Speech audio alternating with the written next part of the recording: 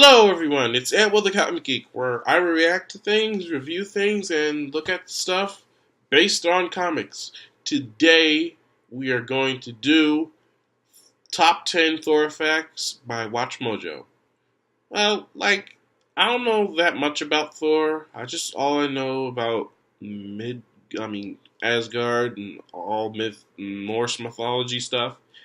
So, without further ado, let's get into this.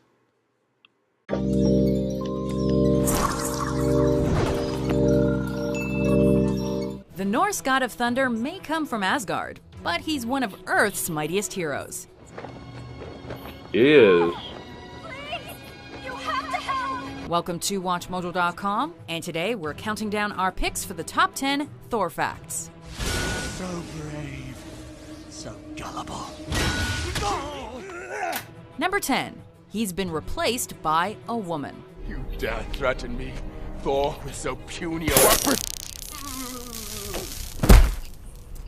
Like all superheroes, Thor has died and been resurrected several times. Marvel surprised everyone, however, by having the mighty god return in 2014 as a woman. Oh, and not just any woman. It was his human girlfriend, Jane Foster, who took over the mantle. Well, I know very well who you are. Jane Foster. You told your dad about me? When Thor found himself no longer worthy of wielding Mjolnir, it was Jane who stepped in and, after watching Thor for years, immediately picked up where he left off, battling frost giants and evil gods. Although this move was met with some resistance from comic book fans, the series has been very successful, both commercially and critically. Do me a favor and don't be dead. Whoa, does he need CPR? Because I totally know CPR. Number 9. The Asgardian Diet. Consuming many calories and protein, being the main one, and working out 6-7 days a week. The only power Thor seems to lack is the ability to keep his shirt on, although we don't blame a guy who looks like Chris Hemsworth for showing off. You know, for a crazy homeless person, he's pretty cut. Believe it or not, however, Thor didn't get that built overnight. According to Hemsworth, he changed his diet to strictly protein in order to gain weight for the role. Also, how could you eat an entire box of Pop-Tarts I think I'd eat. He reportedly ate endless amounts of chicken breasts, steaks, green vegetables, and brown rice, and drank up to 5 liters of water a day. We're guessing Asgardians aren't too big on salad. This drink, I like it. I know, it's great, right? Another! Sorry, Izzy, little accident. Number 8. The Curious Case of Donald Blake. Donald? I don't think you've been completely honest with me. Know this, son of Cole. You and I, we fight for the same cause, the protection Son of the of world. Cole. People who only recognize Thor from the Marvel films will likely have no idea who Donald Blake is. Although more thorough fans will know that he is an I know who essential he part is. of Thor's history. Before I His saw the name is movie. Donald Blake. Dr. Donald Blake. You have dangerous co-workers, Dr. Selvig. Blake acted as a host for Thor during his time on Earth, with his body alternating between Blake and Thor when the need arose. However, a reboot of the character saw the two become separate entities. What is this? Oh. My ex. The Marvel Cinematic Universe has avoided this character dynamic, although they did put an Easter egg alluding to it in the first film, when Thor's driver's license appears with the name Dr. Donald Blake. Sir? Number 7. Tom Hiddleston auditioned for Thor. I never wanted the throne! I only ever wanted to be your equal. That's cute. The Marvel Cinematic Universe has done a phenomenal job of adapting the comics for the big screen, although some people have criticized the lack of effective villains, citing Hiddleston's Loki as the only worthy baddie so far. Please tell me you're going to appeal to my humanity. Actually, I'm planning to threaten you.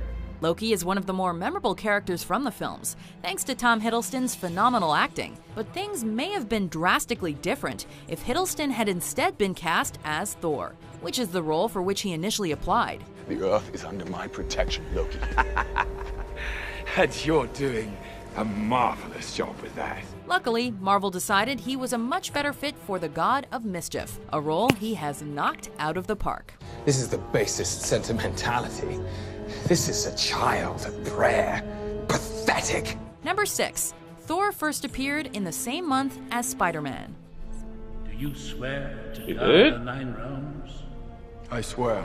The 1960s were a significant decade for Marvel and saw the introduction of several iconic characters. Thor first appeared in the August issue of Journey into Mystery in 1962, the exact same month that Marvel introduced Spider-Man in Amazing Fantasy number 15.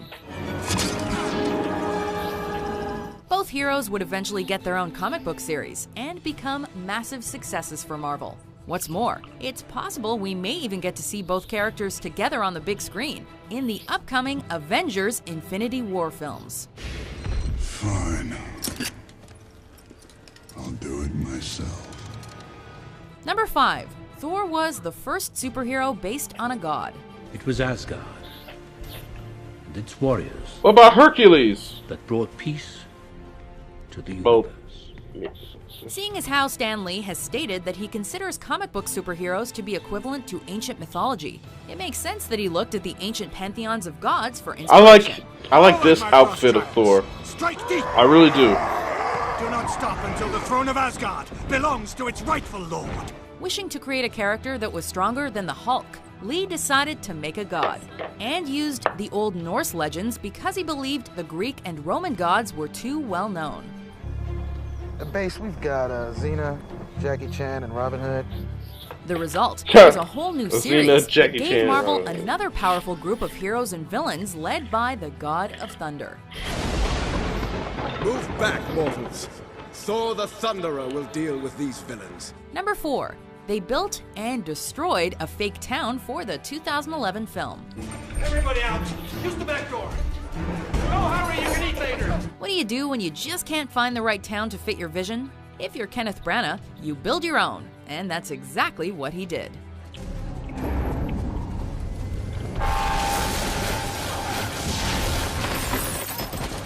Set designers for the 2011 Thor movie built the town in Galisteo, New Mexico, and it served as the setting for the showdown between Thor and the Destroyer.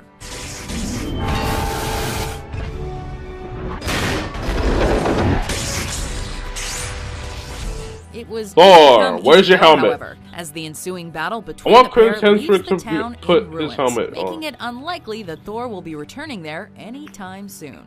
Last year, Earth had a visitor from another planet who had a grudge match that leveled a small town. Number 3.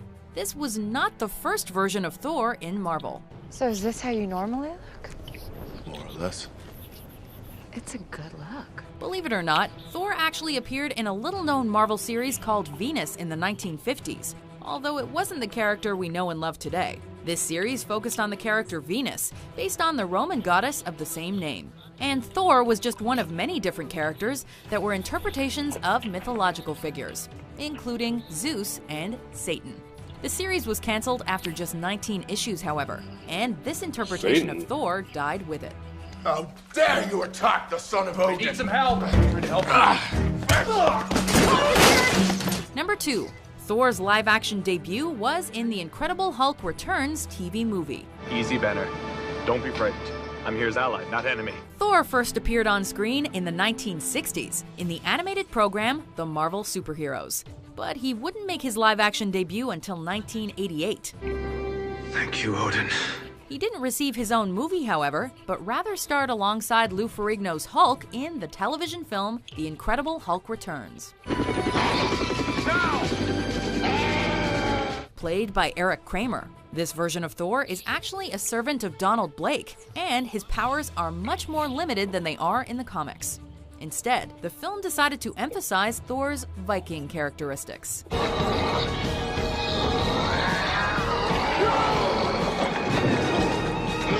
Before we unveil our number 1 pick, here are some honorable mentions. Several characters have wielded his hammer. He has 2 pet goats because Brian Bless was. Mjolnir translates home. Number 1. Oh. Thor was originally written for DC. What? Thor is one of the founding members of the Avengers and is one of the most recognizable characters in the Marvel Universe. But things could have been drastically different. Jack Kirby admitted that he actually created a version of Thor for DC in the 1950s before he and Stan Lee established the character with Marvel. I do not wish to fight with you. Nor I with you. While it would have been incredibly cool to see Thor fighting alongside Batman and Superman in the Justice League, the Marvel Universe just wouldn't be the same without the Norse god of thunder. Are you ready?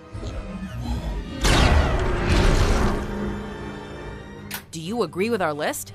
Have you no honor? What's your favorite Thor fact? For more great top 10s published every day, be sure to subscribe to WatchMojo.com. You toy with us all, telling us whatever you need to in order to keep us under your heel.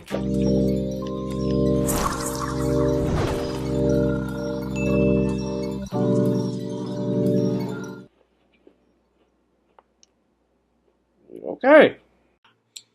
All right. I want them to bring Thor back, the original Thor. I know everyone likes Jane Foster, but I want the original Thor to be worthy of his hammer again. I really do. So, anyway, make sure you guys comment below, and I'll see you guys. Drop the chip. It landed on my arm. Make sure you guys like, comment, and subscribe, and I'll see you guys next week.